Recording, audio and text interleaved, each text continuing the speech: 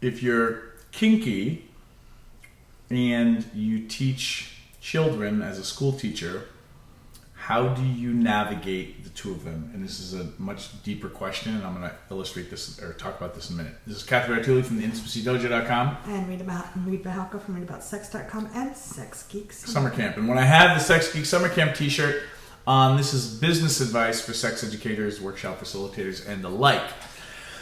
So we got this great question. Please continue emailing us these questions. This was a really good one. It took a minute for us to be like, So this is somebody who is studying to, and if you're watching this, that's somebody, thank you. Somebody who's studying to be a foreign language teacher for young kids and up to like high school, I think, and who's also has a kinky 24/7 life. In this example, that they are a submissive and a little. And do you want to define that for someone who might not know? Yes, and Google exists. But I'm not kinky in the true sense of the word for my kinky friends who are like, Reid, you're not kinky. So submissive is somebody who acts of service, serving people, not being in charge. That is their erotic turn-on and their self-expression. And feel free to leave better definitions and links in the comments. And then a little is somebody who likes role-playing, being a childlike, that kind of stuff. And there's a lot of, people much better than us to talk about those. Neither of us are really. Again, leave links and comments in the comments if you want to great resources.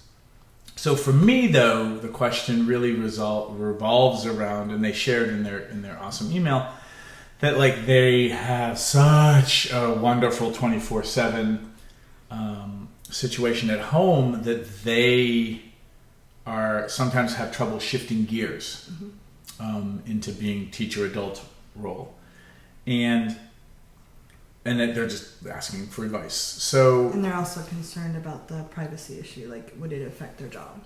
Yeah, and so what's interesting about this, and my advice that I'm going to give as a place to start, is develop the ability to shift those gears. And then there's the privacy issue. So if you can't shift those gears, somebody might find out at work. And that could be any situation, any kind of self-expression. But if you learn really great closure, anchoring, aftercare protocols for your home play, so that then you can shift gears and show up at work. Like a given ritual, if you put your keys in your pocket and your wallet in your pocket, you're reclaiming your power and going out in the world. Whatever that stuff is. But basically, develop and hone, exercise those muscles and abilities to put your little on hold and let big you, adult you, take over at work.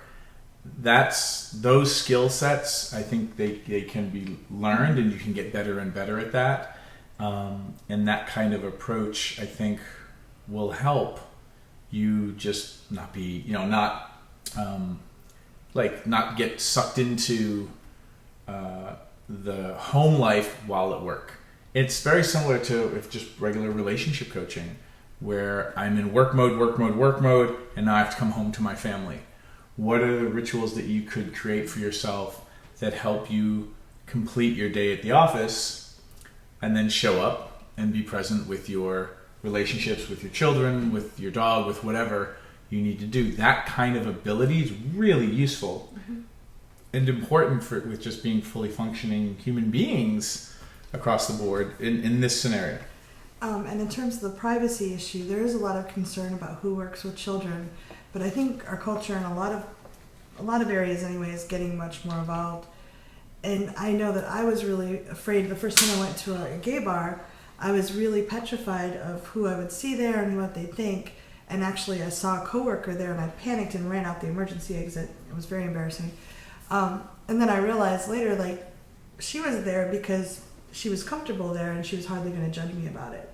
And I actually ran into her another time, and we had a good conversation. A lot of people don't have a clue about what other people are doing, and that doesn't mean you shouldn't be, be aware of the possibilities, but it doesn't always mean that it's the end. I've had people that were afraid to make videos or talk about these things because of the impact. Yeah, I think you and I also have a certain amount of privilege because we're not kinky. Yeah.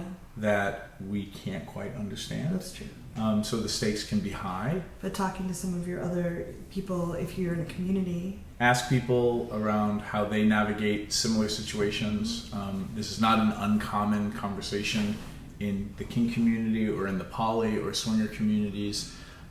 My line in the sand is going to be technically it's nobody's business what two consenting adults do at their home. Yeah, or with other people that are consenting. And it's also normal for people who work with children or run organizations that work with children, or the parents who maybe aren't into what you're into, to be concerned and not know what to do and to fear for everyone's safety, that even you're recruiting though or converting people. Yeah, and they get that, like they just don't get it.